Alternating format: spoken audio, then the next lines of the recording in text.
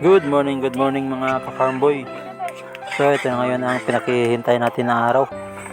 Bibinta na rin yung mga inaalagaan natin ng mga fatteners. Itong mga baboy na to is inaalagaan natin sa loob ng 3 months and 25 days. Bale 8 heads to sila lahat. May dalawang umabot ng 100 kilos.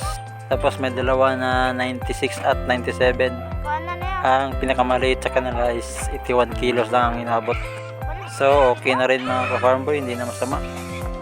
Dito sa amin is 170 per kilo lang kuha ng mga biyahero.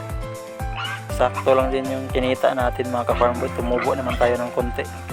Bawasan pa sa mga expenses. Ganun talaga mga ka-farm boy, tuloy-tuloy lang tayo sa pag-aalaga.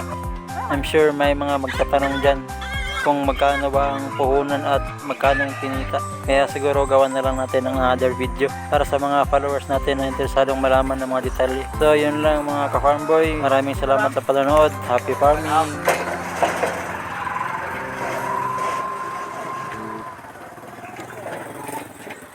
Bye bye Dick!